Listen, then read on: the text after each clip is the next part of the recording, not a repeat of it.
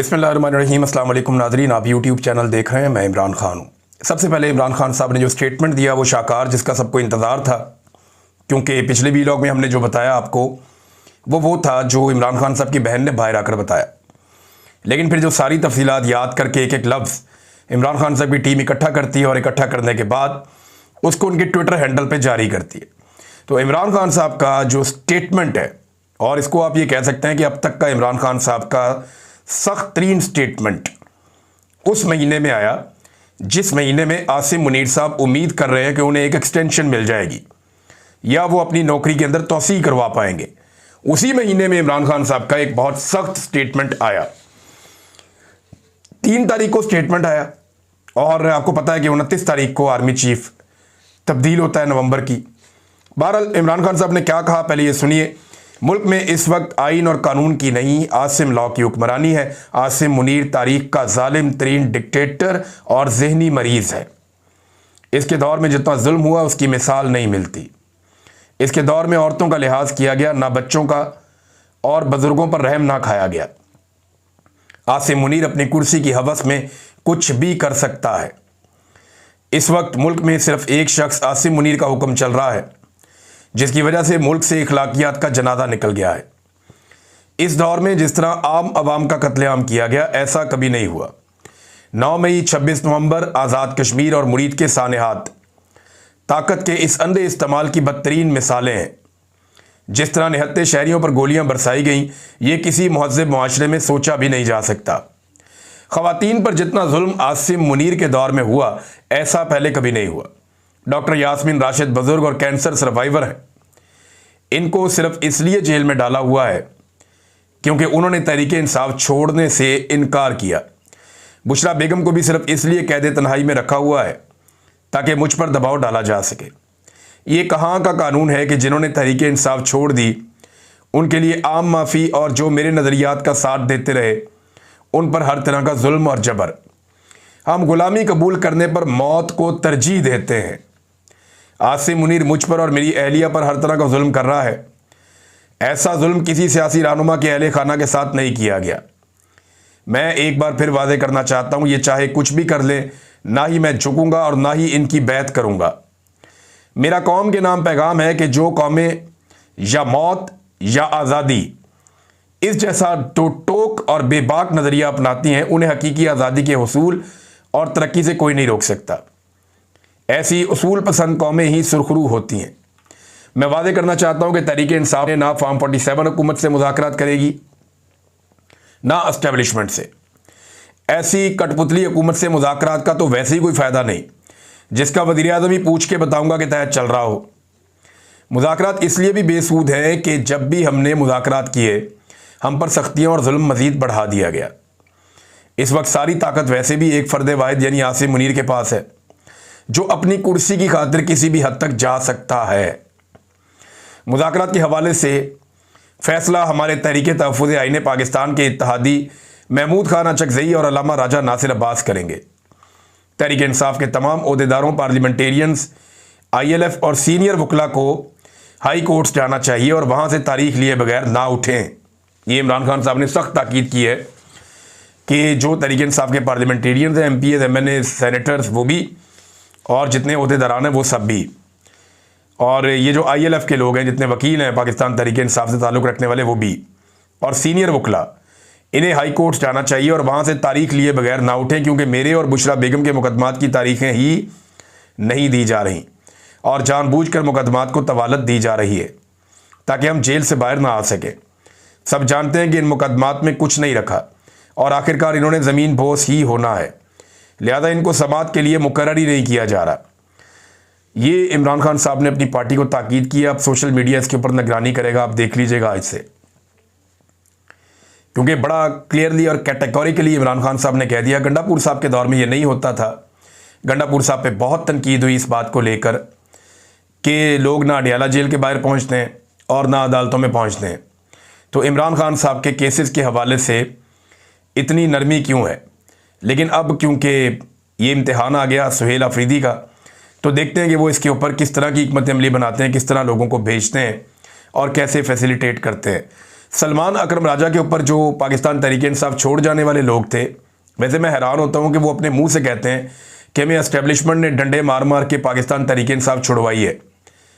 यानी उन्हें पाकिस्तान तहरीक इंसाफ छोड़ने पर मजबूर किया एस्टेब्लिशमेंट ने, लेकिन वो लड़ाई करते हैं तहरीक इंसाफ से।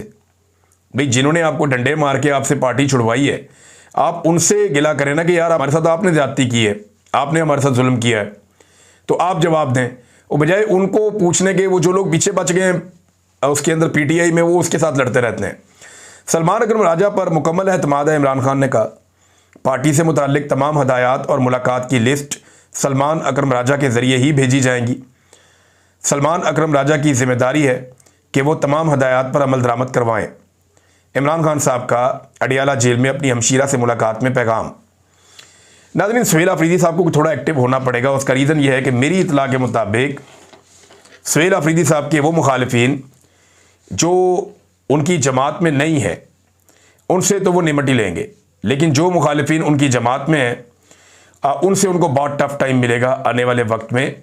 और वहाँ प्लानिंग की जा रही है, वहाँ पे जो है वो अपनी जत्थाबंदी तैयार हो रही है, और फिर बहुत सारे सवालात भी उठाए जाएंगे, तो उनको बड़ा फूंक फूंक के कदम रखने पड़ेंगे और इमरान खान साहब की हिदायत पे अमल करना पड़ेगा। 27वीं आईनी तरमीम का नादरीन हर तरफ रौला पड़ा हुआ है। आज़ाद कश्मीर के साबिक वज़ीर-ए-आज़म राजा फारूक हैदर, नून लीग से इनका ताल्लुक है, वो ये दावा करते हैं कि 27वीं आईनी तरमीम आज़ाद कश्मीर को अबूरी सूबा बनाने का इम्कान है। यानी ये जो एक आज़ाद मुल्क है आज़ाद कश्मीर, और ये इसलिए हमने आज़ाद मुल्क रखा था क्योंकि हमारा ये दावा है कि ये इंडिया का हिस्सा नहीं है, इंडिया का दावा है, ये पाकिस्तान का हिस्सा नहीं है। तो अक़वाम मुत्तहिदा ने कहा था कि यहाँ के लोग फैसला करेंगे कि वो किसका हिस्सा है। तो हमने अपने इस केस को मजबूत रखने के लिए आज़ाद कश्मीर को एक अलग हैसियत दी थी, आज़ाद हैसियत। लेकिन ये नून लीग के फारूक हैदर साहब कह रहे हैं और बड़ी अजीब बात कर रहे हैं कि 27वीं आईनी तरमीम कश्मीर को अबूरी सूबा बनाने का इम्कान है।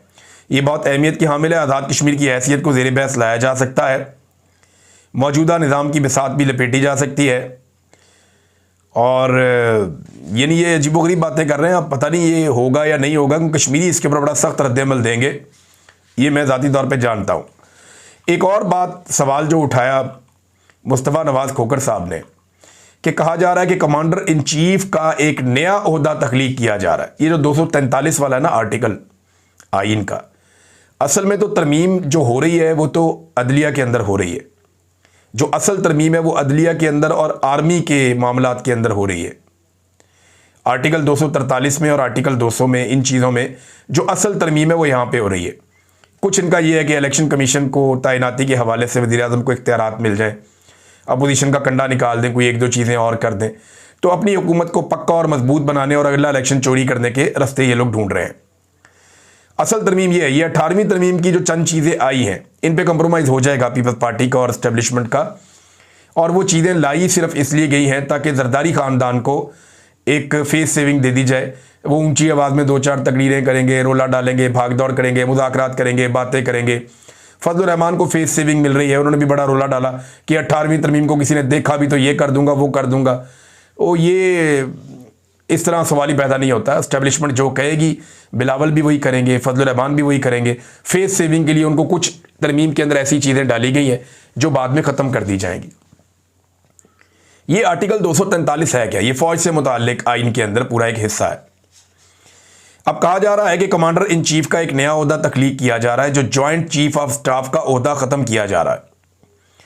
आइन के साथ जो सुप्रीम कमांडर सदर पाकिस्तान को हासिल है, उसके साथ भी छेड़छाड़ की जाएगी। इसके बाद आइन सिविलियन इदारों को एस्टेब्लिशमेंट के मातहत कर देगा। आइन के तहत जो सिविलियन इदारे हैं वो एस्टेब्लिशमेंट के मातहत हो जाएंगे, यानी आर्मी चीफ को एक नया ओहदा मिल जाएगा, ज़्यादा मजबूत हो जाएंगे। कुछ जो इस्लामाबाद में दोस्त हैं वो ये बता रहे हैं कि आसिम मुनीर साहब को इमरान खान साहब से बहुत खौफ है, और उन्हें इस बात का आइडिया है कि इन 3 सालों में जिन चीज़ों को वो ठीक करना चाहते थे वो नहीं हुई। पब्लिक के अंदर परसेप्शन ठीक करने की उन्होंने बड़ी कोशिश की, इंडिया के तैयारे भी गिर गए, फिर भी 1-2 महीने से ज़्यादा वो काम चला नहीं। पब्लिक में भी परसेप्शन बहुत ख़राब है, और आसिम मुनीर साहब की पॉलिसीज़ की वजह से है। तो आसिम मुनीर साहब ये जानते हैं कि जो मौजूदा हुक्मरान है ये मुझे मुँह भी नहीं लगाएंगे जिस दिन मैं इर्रेलिवेंट हो जाऊँगा। यानी जनरल बाजवा को तो इन्होंने गालियाँ दी हैं, जनरल बाजवा का तो सत्यानाश करके रख दिया नून लीग ने, जिसके ये जूते पॉलिश करते थे। आसिम मुनीर को नजर आ रहा है कि जिस दिन नौकरी नहीं रहेगी ये टके टोकरी कर देंगे मुझे नून लीग वाले और पीपल्स पार्टी वाले, ये मुझे मुंह ही नहीं लगाएंगे, मैं टाइम मांगता रहूंगा मुझे नहीं मिलेंगे। और इमरान खान को मौका मिल गया तो वो मुझे वैसे ही नहीं छोड़ेगा, ये भी उनके दिल के अंदर डर है। तो ये इस डर के साथ जो है ना वो एक बड़ी पॉलिटिकल पार्टी है, ये बड़ा मुतनाज़ हो गया ओहदा आर्मी चीफ का। देखिए ये बात एक हकीकत है कि आर्मी चीफ आसिम मुनीर साहब ने काफ़ी सियासत की है। उन्होंने तजारत के अंदर मुदाखलत की है, कारोबार के अंदर उन्होंने मईशत के अंदर मुदाखलत की है, फ़ॉरेन पॉलिसी में उन्होंने बहुत मुदाखलत की है, दाखिली मामलात में उन्होंने बहुत मुदाखलत की है, सियासी मामलात में उन्होंने बहुत मुदाखलत की है, पाकिस्तान के कारोबारी मामलात में उन्होंने बहुत मुदाखलत की है और सियासत में मुदाखलत कंटिन्यूसली वो कर रहे हैं। तो एक बड़ी मुतनाज़ उनकी शख्सियत हो चुकी है। और इमरान खान साहब का अगर आप जो ट्वीट मैंने आपको पढ़ के सुनाया इसको अगर आप गौर से सुने और समझें तो ये बात भी पक्की है कि आसिम मुनीर के लेवल तक तो इमरान खान साहब किसी किस्म की कोई लचक दिखाने को तैयार नहीं है। अब इदारे को और हुकूमत को यह फैसला करना चाहिए कि क्या एक मुतनाज़ शख्सियत के लिए या एक फ़र्द वाहिद के लिए वो पाकिस्तान की सबसे बड़ी पॉलिटिकल पार्टी के लीडर के साथ या सबसे बड़ी पॉलिटिकल वॉइस के साथ या सबसे बड़ी पॉलिटिकल पार्टी के साथ एक नफरत, बोग्ज और जंग की कैफियत में रह सकते हैं? क्या ये इदारे के लिए और पाकिस्तान के लिए फ़ायदेमंद होगा? मेरे ख्याल में इदारे को आगे बढ़ना चाहिए। इदारे के पास एक से एक काबिल लोग हैं, आगे बढ़ जाएं। ठीक है, चीज़ें आती हैं चली जाती हैं, बंदे आते हैं चले जाते हैं, मुल्क चलता रहता है और मुल्क किसी के लिए रुकता नहीं है, ना वो पीछे मुड़ के देखता है। बहरहाल 27वीं आईनी तरमीम जो है इसके हवाले से डिफरेंट खबरें आती जा रही हैं। ये दो चीज़ें मैंने आपके सामने रखी। रहीक अब्बासी साहब ने बड़ी इंटरेस्टिंग बात की इसके बारे में। रहीक अब्बासी साहब मिनहाजुल कुरान के साबिक रहनुमा हैं और उन्होंने कहा सियासतदान करप्ट होते हैं, मफाद परस्त होते हैं, ये बिक जाते हैं, बैरूनी ताकतों के आलाकार बन जाते हैं, अकरबा परवरी इनका शआर हो जाता है। पाक फौज मुल्क का वाहिद आज़ाद इदारा है, मुल्क की नदरियाती और जोग्राफियाई सरहदों की महाफिज है, अक्सर कामयाब कारोबार इसी इदारे के हैं। सो इतना तकल्लुफ़ करने की क्या ज़रूरत है? सीधा साधा एक ही तरमीम कर दें इनके अंदर। ये मुल्क फ़ौज का है, वही इसकी असल मालिक है। आर्मी चीफ अपने ओहदे की तकमील के बगैर फील्ड मार्शल बन जाएगा और ताहयात ओहदे के ऊपर रहेगा। वही मुल्क के सदर, वज़ीर आज़म और अरकान शूरा, सूबाई हुकूमतों और तमाम जजों के तकर्रुर का इख्तियार भी रखता होगा और मुल्क का नाम इस्लामी जमहूरिया पाकिस्तान से बदल कर सल्तनत अस्करिया पाकिस्तान रख दें। बहुत सारे लोग तनकीद करें 27वीं आईनी तरमीम आने पर, लेकिन क्योंकि एस्टेब्लिशमेंट की ख्वाहिश है तो ये पूरी हो जाएगी। 27वीं आईनी तरमीम पास हो जाएगी। इस मरतबा मैं आपको खबर ये देता हूँ कि एस्टेब्लिशमेंट ने PMLN को और पीपल्स पार्टी को ये कहा है कि अब हमने आपके नंबर पूरे कर दिए हैं और पिछली आईनी तरमीम में बहुत कालक हमारे मुंह पे मली गई थी एस्टेब्लिशमेंट के, हमारे साथ बहुत बुरा हुआ है, पूरी दुनिया में बदनामी हुई है और हमने वो काम किए हैं। 26वीं आईनी तरमीम के लिए देखें ना, बंदे अगवा कर लिए, अरकान असम्बली अगवा कर लिए, उनकी बहन बेटियाँ बहुएँ अगवा कर ली, टॉर्चर किया, बच्चों को अगवा कर लिया, पार्लियामेंट के अंदर घुस गए, पार्लियामेंट लॉजेस के अंदर घुस गए। तो पिछली आईनी तरमीम में तो इन्होंने बहुत गंद मारा एस्टेब्लिशमेंट ने। तो उन्होंने कहा जी कि अब आप मजीद कालक हमारे ऊपर ना मलें, हमारी ज़रूरत है 27वीं आईनी तरमीम, लिहाजा ये अब आप खुद बोझ उठा लें, आप खुद करवा लें, आपके नंबर हमने पूरे करवा दिए। तो जनाब इसहाक डार साहब मैदान में आए और इसहाक डार साहब ने आके इसको ओन कर लिया। उन्होंने कहा जी मैं ओन करता हूँ कि ये जो आईनी तरमीम है ये हम कर रहे हैं और जनाब हमारी तरफ से आ रही है, हम इसकी जिम्मेदारी कबूल करते हैं। हालांकि यही इसहाक डार, ये मेरे पास स्टेटमेंट मौजूद है इसहाक डार का, ये अगस्त के एंड का स्टेटमेंट है, यानी 2 माह पहले की बात है कि यही इसहाक डार स्टेटमेंट दे रहा था कि अभी तो 26वीं आईनी तरमीम हम हज़म कर रहे हैं, 27वीं की ज़रूरत नहीं है।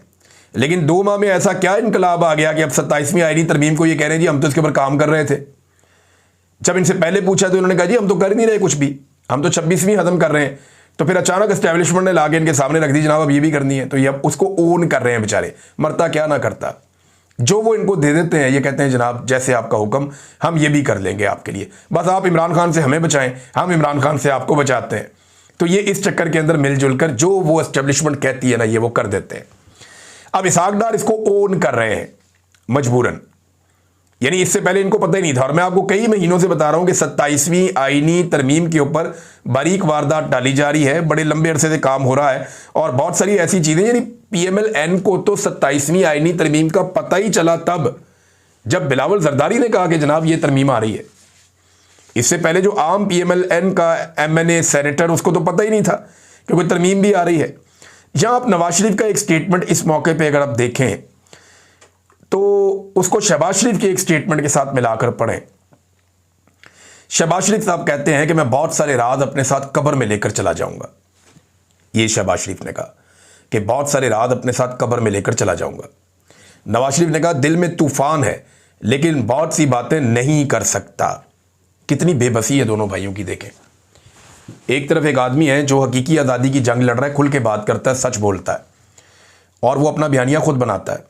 दूसरी तरफ दो भाई हैं, दोनों इतने मजबूर हैं, बेबस हैं। एक वज़ीर आज़म 3 मरतबा रह चुका है, एक दूसरी मरतबा वज़ीर आज़म बनाया गया है। दोनों बार बार वज़ीर आला भी रह चुके हैं। इनका ख़ानदान चौथी दहाई से इक़्तिदार में है और वो कह रहे हैं जी दिल में तूफ़ान है लेकिन बहुत सी बातें नहीं कर सकता। ये इतने कमज़ोर और बुज़दिल हो चुके हैं कि ये बात ही नहीं कर सकते। वजह यह है कि इनका बात करना बनता ही नहीं है। जैसे ही बात करेंगे लोग इनको गालियां देंगे कि यार तुम सानू फिर ट्रक की बत्ती पीछे लान लगे हो, क्योंकि अब इनकी बात पे यकीन ही कोई नहीं करता। ये बात कर ही नहीं सकते, इनकी वो हैसियत रह ही नहीं गई कि ये बात करें।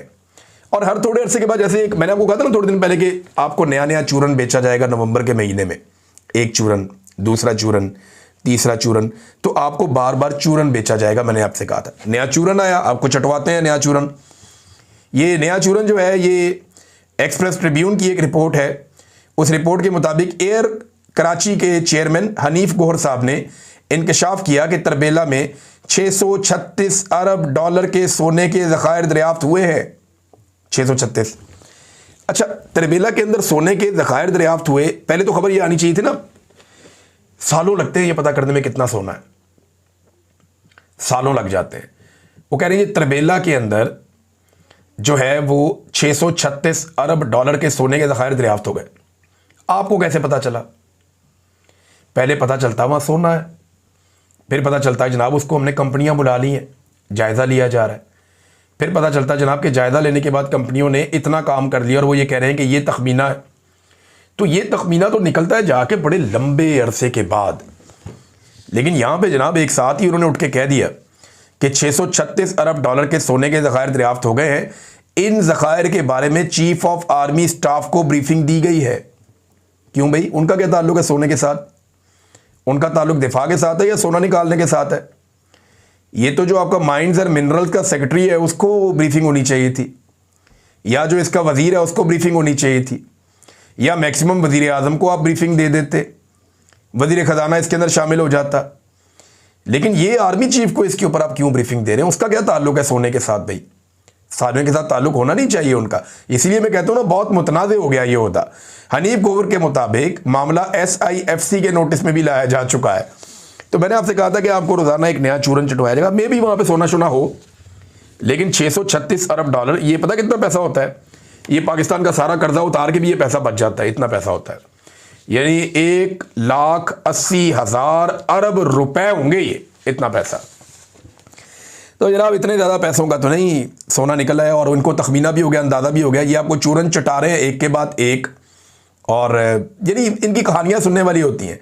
जब इन्होंने इक़्तिदार में आना होता है तो ये क्या कह रहे होते हैं, ज़रा ये आप एक देखें पुरानी खबर। ये खबर है जनाब एहसन इकबाल साहब के हवाले से, और ये 2019 में एहसन इकबाल साहब ने एक बात की थी। उसमें उन्होंने कहा तब्दीली आ नहीं रही, तब्दीली आ गई है। 548 रुपए की दवाई एक ही बार में 921 रुपए की हो गई, तकरीबन 373 रुपए का इजाफा हो गया। तो अब तो बीमार होना भी दुश्वार हो गया, ये एहसन इकबाल ने कहा। अब वही वाली दवाई आज उठा के एक और बंदे ने लगा दी। एहसन इकबाल साहब, अब यही मेडिसिन 1780 रुपए की हो गई है। यानी 548 वाली मेडिसिन अब 1780 रुपए की हो गई है। गरीब के जीने और बीमार होने के बारे में अब आपके क्या ख्यालात हैं? ये उन्होंने बाकायदा तस्वीरें लगाकर उसी दवाई की एहसन इकबाल साहब के दिखा दी कि जनाब अब बताएं आप, अब नहीं बोलते आप। मामला ये है कि इमरान खान साहब की हुकूमत आने से पहले जो निगरान हुकूमत थी उसके अंदर अद्वियात की कीमतें बढ़ाई गई थी और वही इनके खाते में बाद में डाल दी गई थी। वैसे इमरान खान के दौर में भी अद्वियात की कीमतें बढ़ी हैं, क्योंकि कोविड के दौरान और उसके बाद पाकिस्तान को संभालना वाकई मुश्किल था। लेकिन इस तरह नहीं हुआ जिस तरह इन्होंने तबाहियां फेर दी हैं। ये तो कई कई गुना बिजली की, गैस की, आटे की, पेट्रोल की, घी की, अद्वियात की, इन्होंने तो हर चीज़ की कीमतों को पर लगा दिए। इतना तो कभी भी नहीं होता था, तबाही फेर दी इन्होंने। नाज़रीन, एक खबर है, बड़े अच्छे सहाफ़ी हैं अहमद नूरानी साहब, उनके भाई के हवाले से उनके भाई को बाजियाब हुए 5 माह हो गए हैं। उनके भाइयों को अगवा कर लिया गया था जब उन्होंने एक खबर दी थी। उस खबर के नतीजे में पहली बार उनका भाई मंजर-ए-आम पे आया और इस्लामाबाद हाई कोर्ट में गया कि जनाब मेरा पासपोर्ट कंट्रोल लिस्ट से नाम निकालें, मैंने ट्रैवल करना है। अपनी वालदा के हमरा वो आया था और मीडिया के साथ बैठ के उसने बड़ी जज्बाती गुफ्तगू की। उसने कहा मेरे भाई की सहाफ़त से मेरा कोई ताल्लुक़ नहीं है, मुझे बाहर जाने की इजाज़त दें, मैं अपनी ज़िंदगी गुजारना चाहता हूँ। मेरा फ्रीलांस काम 7 माह में ख़त्म हो चुका है, मेरी ज़िंदगी अजीरन बना दी गई है। मैं मोहम्मद अली हूँ, मैं इलेक्ट्रिकल इंजीनियर हूँ, मेरे साथ 6-7 माह पहले जो कुछ हुआ वो आप जानते हैं। मैं सहाफ़ी अहमद नूरानी का छोटा भाई हूँ। मेरा अहमद नूरानी के काम के साथ सहाफ़त या किसी किस्म की सियासत से कोई ताल्लुक़ नहीं है। मैं इंजीनियर के तौर पर काम करता रहा हूँ, फ्रीलांसर के तौर पर 2-3 साल से काम कर रहा हूँ। मेरे लापता होने की वजह से मेरा सारा काम बहुत ज़्यादा मुतासिर हुआ, बंद हो गया। मेरी मोबाइल डिवाइस जिसमें प्रोफेशनल डाटा था वो भी वापस नहीं किया गया। मेरे अकाउंट बंद करवाए गए, फिर अदालत के हुक्म पर खोले गए तो कुछ वक्त के बाद दोबारा बैंक अकाउंट बंद कर दिए गए। सऊदी अरब का वर्क वीज़ा लिया, तकरीबन 9 लाख रुपए खर्चा आया। मैंने 1 लाख रुपए का टिकट बुक करवाया, FIA की जानिब से मुझे ऑफलोड कर दिया गया।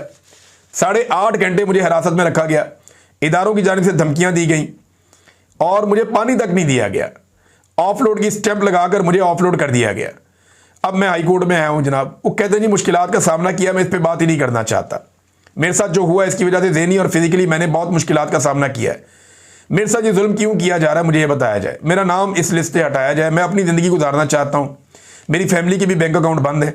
अगर मैं यहाँ नहीं कर सकता तो बाहर जाने की तो मुझे इजाज़त दी जाए। वो बेचारा बड़े दुखी दिल के साथ, बड़ी तकलीफ़ के साथ बात कर रहा था। इस रियासत को शर्म भी नहीं आती और तरस भी नहीं आता। बहुत ही जालिम लोग हैं, लोगों के साथ ये किस किस्म की हरकतें कर रहे हैं। नाज़रीन, ताहिर अशरफी साहब ने एक स्टेटमेंट दिया, उसका एक जवाब आया है और जवाब जो है ना वो देने वाली शख्सियत बड़ी ज़बरदस्त है। सैयद मुस्तफ़ीन काज़मी साहब, ये वो वकील साहब हैं जिनके ऊपर काजी फ़ायद ईसा साहब के ऊपर तनकीद करने के बाद बहुत खौफनाक टॉर्चर हुआ था और ये बड़ी प्रॉब्लम में चले गए थे। तो क्योंकि ताहिर अशरफी साहब ने कहा कि उलमा का ज़मीर खरीदना किसी के बस की बात नहीं है, तो इन्होंने ताहिर अशरफी साहब को जवाब क्या दिया ये देखें। बिल्कुल सही, उलमाए हक का ज़मीर खरीदना नामुमकिनात में से है, मगर तुम्हारा इस बात से क्या ताल्लुक है? तुम तो आर्मी एस्टेब्लिशमेंट के बहुत पुराने टाउट हो, ज़र खरीद गुलाम हो। तुम तो दुनिया की वो वाहिद अशरफी है जिसका वजन 2 टन और कीमत 2 टके की है। तुम तो एक बोतल की मार हो, सऊदी यहूदी हुकूमत के वजीफ़ा ख्वार भी हो।